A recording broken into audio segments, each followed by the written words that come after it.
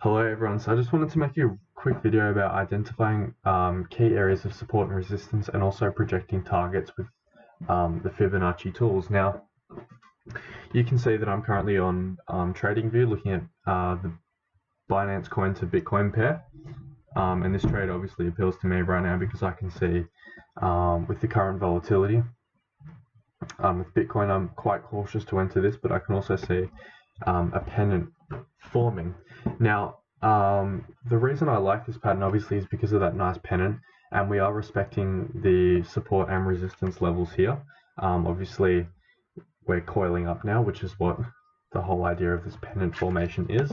But I wanted to talk about identifying key areas of support and resistance and what I would want to see before I made an entry. So right now, if I click the rectangle tool here, and what I want to identify is an area of support in this whole trade. So if I was to be trading this, which it's something that I'm looking at, and I was setting my stop loss, I would look at previous points in the chart and identify a key area of previous resistance that's now become support. So we can see here that this was a key area of resistance for quite a long time, and obviously once we broke that we shot up, but now it's become a key area of support. So if I was setting my stop loss, I'd have quite a tight one, but I would set it right around here. Now in terms of planning your entry, we also have to look at how to set and where to set our areas of resistance. So right now for me, I can see that a key area of resistance is right in this region. Now, we can obviously see that right now we're being rejected right at that region, and something that I would like to see happen is potentially bounce up, get rejected here, move back up again, consolidate, and then push outwards with a lot of volume. Now, right now you can see for the past few hours there hasn't been much volume, so that's something that I want to see happen. But the reason I like this trade is because I tend to be an Elliott Waves trader, and I respect the whole theory. So if I drew my Elliott wave retracement, we can see here that we've fallen right back to the 786 region. It consolidated a bit around the golden pocket, but ended up falling back to the 786 region.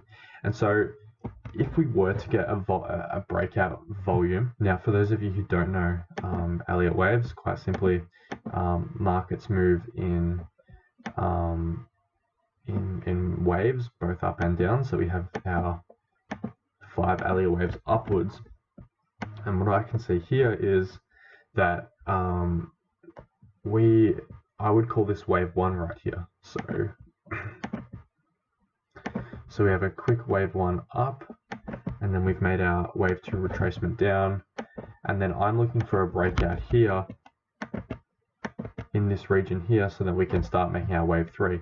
And if to project your actual targets using the Elliott wave theory, what we actually want to do is we want to use our Elliott wave extension tool.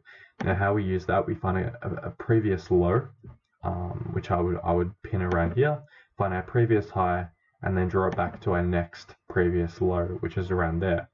Now we always generally want to target for wave 3 a 1-to-1 extension, sometimes a 786, but it's most common to target a 1-to-1 extension, simply because wave 3 generally, well, cannot be the shortest wave. Doesn't mean it has to be the longest, but it just cannot be the shortest wave. So for that reason, we always target a 1-to-1 extension. And of course, I would be laddering my positions around the breakout here at this resistance zone, adding more as we go up. And then once we finally break this wave 1 resistance here, then I would be adding more to my position. So I can see that right here, this would be my target, and if I'm laddering up my positions and added more when we got to this breakout here, you're looking at a potential profit of 2%, and obviously as you ladder down, potentially up to 6%. So that's currently how I see BNB to BTC, and I'll keep you guys updated on this trade. But yeah, let me know what coins you want me to analyze, and what